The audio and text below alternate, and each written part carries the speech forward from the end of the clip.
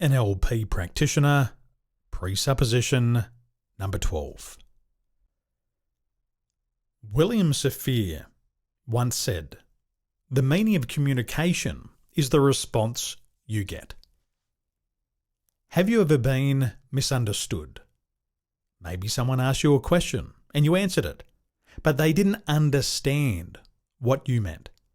Or maybe they said something that made sense to them, but not to you. These situations can be stressful and frustrating because we all want to be understood by others. In my experience, working with people who want to become better communicators, especially introverts, I've found that understanding how people process information helps us achieve this goal. The first step in making sense of communication is to understand that everyone is unique. It's important to remember that you have a unique way of thinking and communicating. So don't assume that there are universal rules for people and how they should communicate. The more you understand yourself, the better you can understand others. When it comes to language, people often make assumptions about what other people mean by their words based on their own experiences with those words. But these assumptions may not be correct for everyone. For example, someone who uses the word yes a lot means yes when they say it. Someone even might mean no when they say yes. Someone else could be lying whenever they say yes. Here's the point.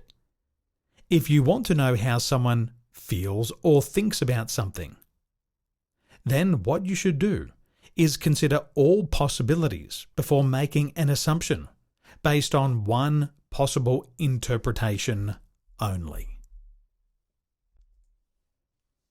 The meaning of communication is the response you get.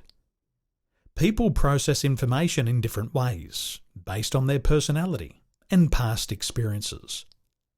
This is why people react differently to the same situation, and why some people may not understand what others are trying to say.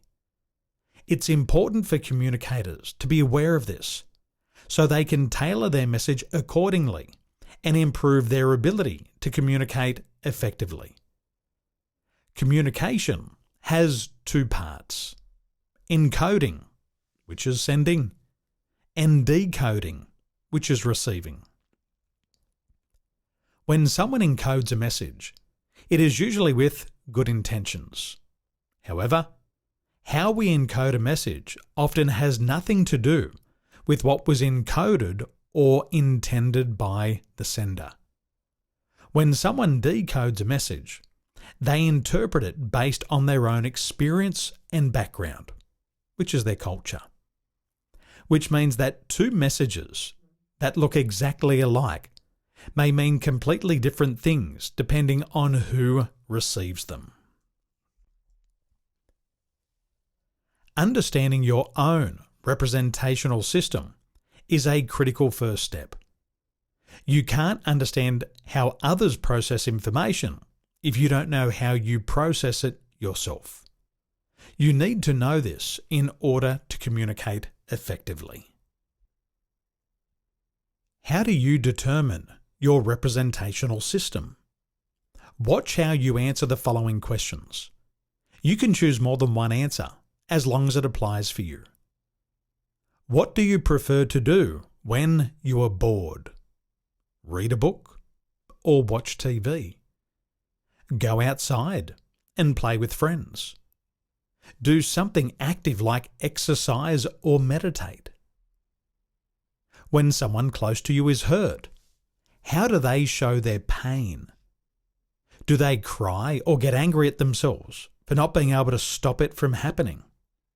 This person might also want some space so that they can process what happened in peace and quiet.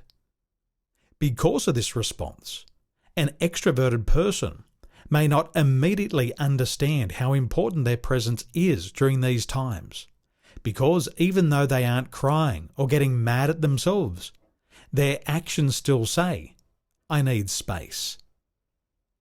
Carried forward an introverted one who does want some alone time after something like this happens in order for them not only to heal physically, but mentally too, or maybe even both.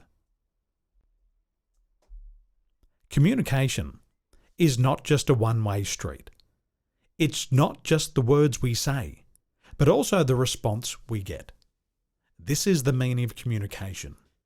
To communicate means making sure that your message is received and understood by others.